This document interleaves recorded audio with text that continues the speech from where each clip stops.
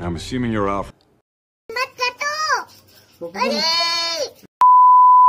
So hey guys and welcome to another video of my channel. तो finally most awaited Snyder cut release हो चुका है and जैसा कि जैक स्नाइडर ने हमें कहा था कि ये वाली मूवी हमें एक बहुत बड़े क्लिफ हैंगर के ऊपर छोड़ गई है। तो अभी अभी इसके सेकंड पार्ट को लेकर भी कुछ न्यूज़ सामने आ रही है, तो इस वीडियो में मैं उसी न्यूज़ को कवर करूंगा। So now without wasting any more time चलिए वीडियो को शुरू करते हैं।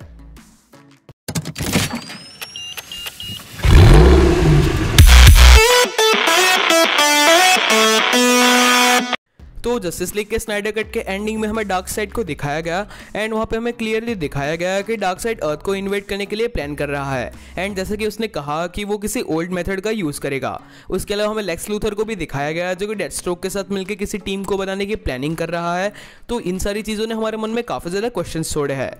तो आजकल जैक स्नाइडर के साथ काम करने वाले एक कोवर्कर ने काफ़ी कुछ रिवील किया है, जिसमें उसने कहा है कि इनिशियली जैक स्नाइडर ने जस्टिस लीग का second part and third part भी प्लान किया था एंड उसी को ध्यान में रखते हुए मूवी में ये सीन्स लगाए गए हैं एंड उसने इन पार्ट्स की स्टोरी के बारे में भी काफ़ी कुछ रिवील किया है जो कि काफ़ी ज़्यादा इंटरेस्टिंग है एंड आगे जाकर हम इस वीडियो में इसी को डिस्कस करने वाले हैं। तो मेक श्योर कि आप इस वीडियो को एंड तक देखें।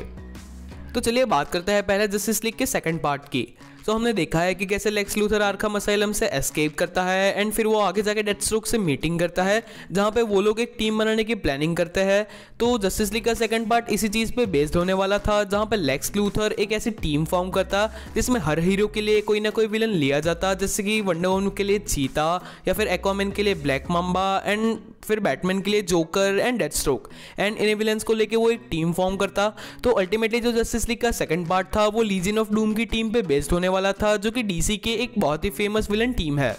तो इस तरह से जस्टिस लीग के सेकंड पार्ट में हमें हीरोज एंड विलन्स के बीच में एक एपिक कॉन्टेस्ट देखने को मिलता एंड यहाँ पे कुछ नए हीरोज को भी इंट्रोड्यूस कराने की प्लानिंग थी, जैसे कि ग्रीन लैंटर्न्स एंड शज़ैम जो कि जस्टिस लीग को ज्वाइन करते। और इस मूवी के एंड होते होते हम इस चीज़ को समझते कि लेक्स लूथर की ये जो पूरी प्लानिंग थी वो सिर्फ एक लीजन ऑफ डूम टीम को बनाने के लिए नहीं थी, बल्कि वो अल्टीमेटली ऐसा चाहता था कि वो डार्क साइड को अर्थ पे बुलाए एंड लेक्स लूथर फिर डार्क साइड को बुलाने में कामयाब हो जाता एंड जस्टिस लीग का जो पूरा थर्ड पार्ट है वो इसी स्टोरी पे बेस्ड होने वाला था। और हमने जस्टिस लीग के स्नाइडर कट में भी देखा है कि स्टेपनवुल्फ इस चीज़ को एक्सप्लोर करता है कि वो जो एंशिएंट एंडिल ऑफ इक्वेशन थी वो अर्थ नाम के इसी प्लेनेट पे पाई जाएगी एंड इसीलिए डार्क साइड अब अर्थ पे आने वाला है, जो कि इसी मूवी में क्लियर कर दिया गया है। तो थर्ड पार्ट में यही होता कि डार्क साइड अर्थ पे आता एंड फिर हम जस्टिस लीग और डार्क साइड के बीच में एक वॉर देखते। और अब यहाँ पे काफ़ी लोगों को नहीं पता होगा तो मैं आपको बता दूं कि एंटी लॉ ऑफ इक्वेशन भी एक बहुत ही ज़्यादा पावरफुल चीज़ है और अगर किसी के पास एंटी लॉ ऑफ इक्वेशन होती है तो वो किसी भी लिविंग बीइंग को कंट्रोल कर सकता है। तो जब सुपरमैन को जिंदा करने के लिए साइबॉर्ग ने उस मदर बॉक्स को अनलॉक किया था तब उसने कुछ विजुअल्स देखे थे जिसमें डार्क साइड अर्थ पे आता है। पहले वो अमेजॉन्स को हरा के वंडर वुमन को मारता है और फिर वो एटलांटियंस को भी हरा देता है और एक्वामैन को भी मार देता है। तो अगर थर्ड मूवी में हमें ये सारी चीज़ें दिखाई जाती एंड उसने विजुअल्स में ये भी देखा था कि dark side anti law of equation का यूज़ करता है और सुपरमैन को भी अपने कंट्रोल में लेता है। तो अगेन अगर हमें ये सारी चीज़ें थर्ड मूवी में दिखाई जाती तो वहाँ पे हमें इन्फिनिटी वॉर और एंड गेम लेवल का एक शोडाउन देखने को मिल सकता था।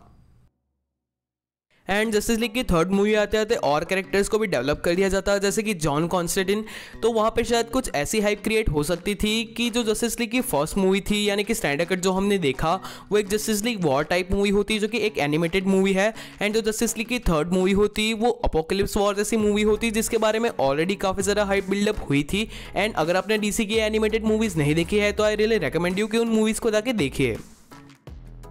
और अब जस्टिस लीग के स्नाइडर कट को देखने के बाद ये चीज़ें भी क्लियर हो चुकी है कि बैटमैन का जो नाइटमेयर सीक्वेंस था वो सच में एक अल्टरनेट रियलिटी या फिर कुछ पास्ट की चीज़ें थी जिसे फ्लैश ने रिवर्स किया है। तो डार्क साइड का अर्थ पे आने वाला पूरा सिनारियो और ये नाइटमेयर का पूरा सीक्वेंस अगर हमें अच्छे से एक्सप्लोर करवाया जाता तो एक बहुत ही औसम चीज़ होने वाली थी। एंड मैं अभी भी इस चीज़ को लेके काफ़ी ज़्यादा हैरान हूँ कि जॉश व्हीडन ने इन सारी चीज़ों को डार्क साइड को कैसे मूवी से हटा दिया।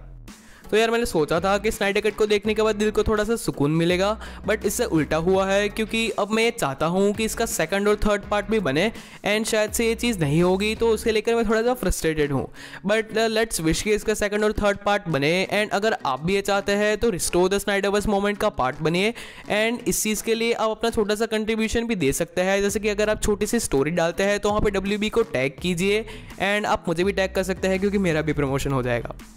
कोई तरीका है भीख मांगने का?